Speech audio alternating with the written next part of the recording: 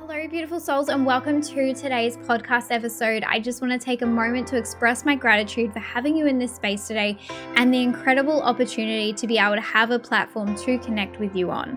For those who are new, my name is Cass, and I am a holistic mentor for shadow work, inner child healing, and intuitive development, as well as a professional energy healer sharing the beautiful modality of Reiki. Holistic lifestyle, mindset, and inner child healing truly are the core foundations of the passion in my work. And I wanted to open this podcast to have conversations around holistic mindset, growth, and healing to extend that opportunity for you to reflect within the home and have constructive conversations with your own family and friends.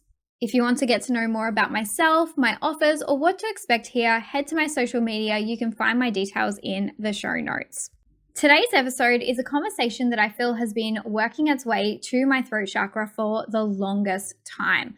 I am such a devoted advocate for self-expression of the inner child and the inner child's purpose and value within the human life experience, and sitting down to record today's episode has only highlighted that further for myself. Today, I want to open a thought-provoking conversation around the value of the inner child phase of life and why I truly believe you need to create more room in your life to allow your inner child in to be present in your journey. If you enjoyed today's podcast, be sure to find me over on my socials to leave a comment. I would absolutely love to hear from you. Today, I'm not speaking to any one generation, but simply the global collective of humans in this life experience as a whole, past and present. The message I want to share today, channeling my own inner child, is around the feeling that their knowledge, their emotions, and their presence is inferior in the big picture of life's journey. Can you remember a time at a young age where you felt that adults didn't value your thoughts or visions as high as their own? Can you think of a time where you were constantly reminded you just had so much more to learn before you were, in quotations, at their level? Bringing this back to the human life experience and the evolution of the human through that experience, there are three very defined stages of life. The inner child, whom explores and is conditioned to its belief system, behaviors, and reactions to surroundings, provided with the knowledge that serves them in their place of society and family structure. There is then the phase of the young to middle-aged adult, placing this knowledge and belief system into a time of experimentation, living in the present moment, experiencing trial and error with different careers, different friendships, different relationships, working out how to raise their family, and really starting to question how things work in the world and what's going to work for them.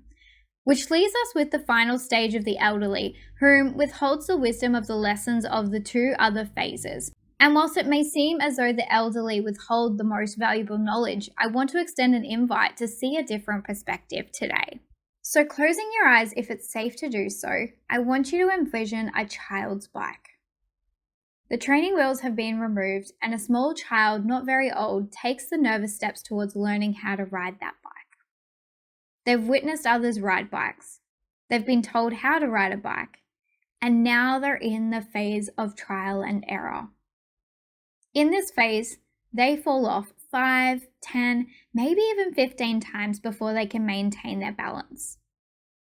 I want you to ask yourself which stage was the child's efforts most valuable. In the beginning, the child had a vision. In the middle, they were tested to hold that momentum for that vision. And in the end, they maintained the knowledge and confidence to keep on going. At all phases, that child was placing their undivided energy into the same vision, leading to the same result. So opening your eyes if you had them closed. When it comes to the era of your inner child, many may feel that their inner child was the least powerful of the three phases of the human experience. But here's what I want you to consider. What do children possess when it comes to chasing their dreams if they have the chance to do so? They possess determination, confidence, excitement, gratitude, and an unshakable knowing that this is what they desire. In that one phase of life, they possess something that millions of adults only wish they had to take the leap of faith towards their own dreams. So what would happen if we viewed the inner child as the key to empowered adults? What if we encourage children to keep asking questions, to keep sharing their thoughts, to keep being innovative and share their self-expression?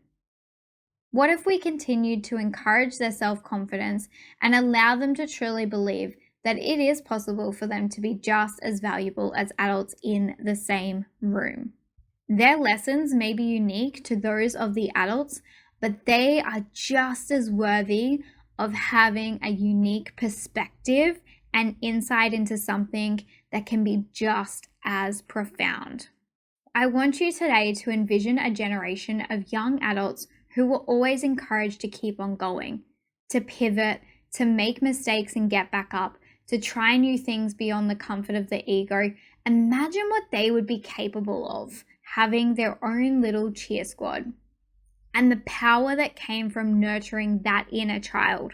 Your inner child is so powerful. What you program your inner child to believe, everything in life will become the byproduct of that belief system.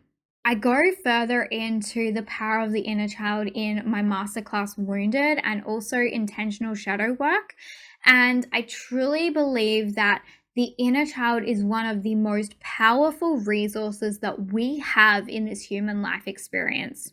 It is an investment into your present and your future, taking the time to invest in your inner child and those of other children. Today, I encourage you not to just focus on the mental health of your present adult self, but consider if it's perhaps time to also nurture your inner child and their self-belief system for pursuing the journey that you're already on. Their courage, their determination, their desire to explore and thrive, that is just as important as the knowledge that you have to complete that journey. Without the determination to actually pursue that pathway and the motivation and momentum to keep going and actually leap with faith and pursue it, there is no point in having that information.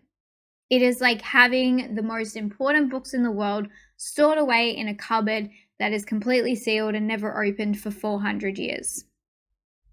The knowledge is only as powerful as when it is placed into action. Bring your inner child with you.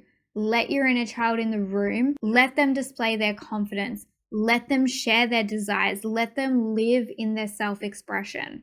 You will be far more successful tapping into this area of yourself, nurturing it, deciding what still sits true to you, what needs rewriting, what needs healing. You're going to be able to get so much further by accessing this insanely powerful part of your being. If there is one thing that I want to leave you with today, it is the deep, confident knowing that your inner child phase of life is still just as powerful as all the other phases that you have been through and are yet to go through in your life. Your inner child is so worthy of your time, your efforts, and your love.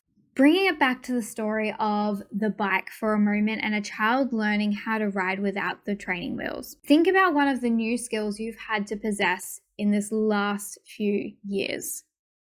You went through the journey of exploring, of learning. You went through the journey of integrating and trialing it and trying to understand how to make it work. And you completed that circle in that phase of mastery.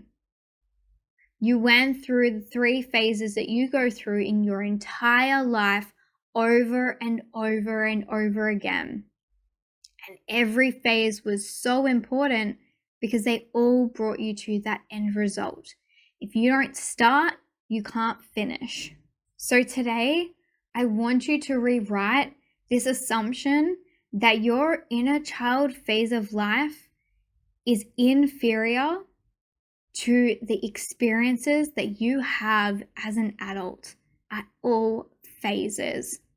It is their belief systems, their behaviors, their reactions, their life experiences that shape the courage that you now possess, that shape the visions that you now hold. It is time to step back and nurture them and treat them as the powerful part of your being that they are. I'm so grateful for you joining me in today's podcast. If you enjoyed it or you have something that you wish to add, Find me on my socials in the show notes, and I can't wait to hear from you on how this lands. You can explore the depths of the inner child through my programs.